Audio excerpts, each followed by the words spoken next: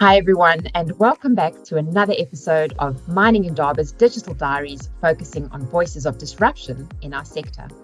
Today, I'm joined by Benedikt Sobotka, CEO of Eurasian Resources Group, who is going to share some exciting news updates the company has undertaken in support of African governments' objectives to increase in-country beneficiation, particularly in the field of critical minerals and more specifically, cobalt. Benedikt, thank you so much for joining me. Thank you, Laura. It's great to have you. Thank you. Good to see you. One of the largest consumers of electric vehicles is undeniably the United States, who, like a large portion of Africa, wants to encourage the development of its own domestic supply chains in mining and manufacturing. This is so much the case that US President Joe Biden in 2022 brought into legislation the Inflation Reduction Act to encourage this.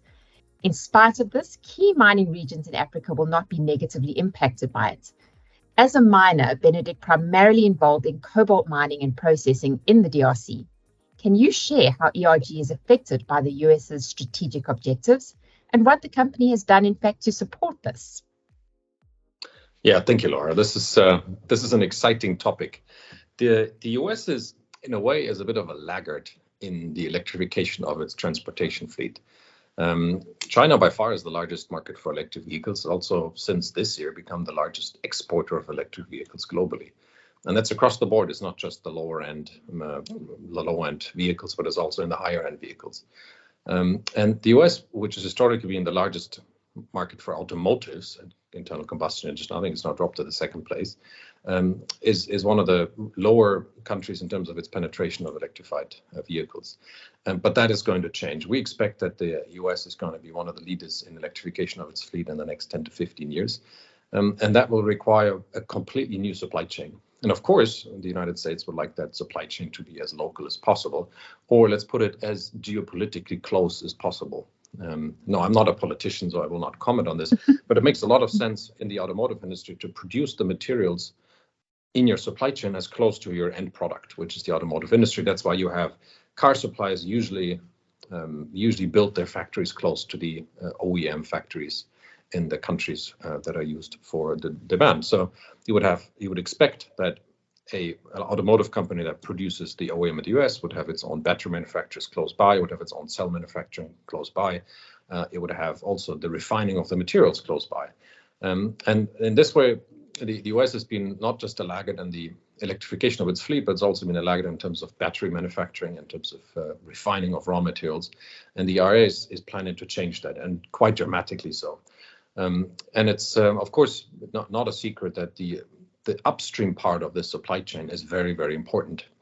We're looking at, in cobalt in particular, which is an area we know very well, by 2026, electric vehicles will require something like 160 to 180,000 tons of cobalt.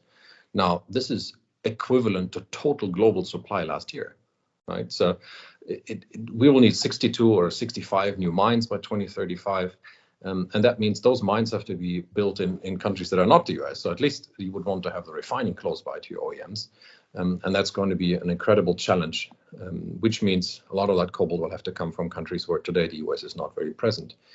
So refining is very important. It's the critical piece in the energy transition, as we call it, the biggest purchase order in the history of the mining industry. It's also the biggest purchase order in the history of the refining industry.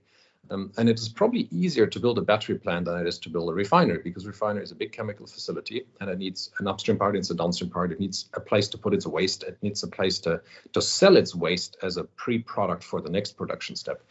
So we very much welcome the investments that are going into the refining sector in the Western world, both in Europe and also in the US and Canada. And we recently signed, in order to support that, a 5-year agreement with a company called Evolution Energy. We believe is one of the leaders in the US electric vehicle battery materials processing industry to supply cobalt for the future processing. The construction is expected to start in 2024, and it should be operational by 2026, and it will be fully solar powered, carbon neutral, and produce EV battery grade cobalt for customers in California, which is a center of the booming electric vehicle sector. And we will supply this cobalt hydroxide from Metal Coal, which is at the moment our largest DRC-based African flagship operation, is one of the world's top cobalt producers. This is exciting because it is a direct relationship to an OEM through a US-based refinery. So essentially what the IRA intended is to bring investment to the end customers in the US and to consumers in the US. So we're very excited about this because today there are no cobalt processing facilities on a commercial scale in the US. There are no cobalt processing facilities on a commercial scale in North America or Mexico. There's only small 1 or 2 in Europe outside of China. So 80% of global production of cobalt sulfate, which is the ingredient for electric vehicles, is made in China. So I think to rebalance that is the objective of the IRA, and I think that makes a lot of sense. Now, in combination to this, and this is what brings us to Africa, is a very exciting project we started about a year ago, is a facility in the Congo that we're building today to produce high purity cobalt hydroxide specifically for the battery market.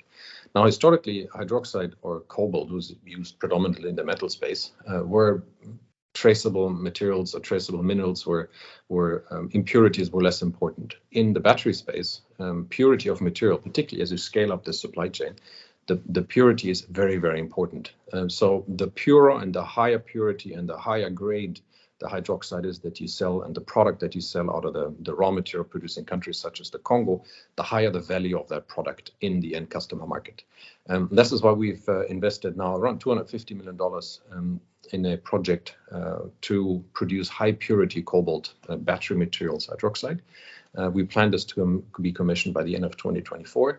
And it's a perfect example how an investment in downstream beneficiation leads to higher value products. I mean, what a lot of African countries talk about is to bring employment, to bring value creation, to bring downstream beneficiation to these countries, and not export just raw materials. And that's exactly what we're doing here. We will be producing a high grade material that is worth 30-40% more than the product without such a plant. So it's clearly along the lines also of the government of the DRC to bring battery manufacturing closer to the producing countries of the DRC. This will be one of the first steps, and we're quite excited. It's in construction today. We're one of the leading technology companies in that space in refining of battery materials and refining of hydroxide, and will further position us as a group as a strategic supplier of traceable material for the industry.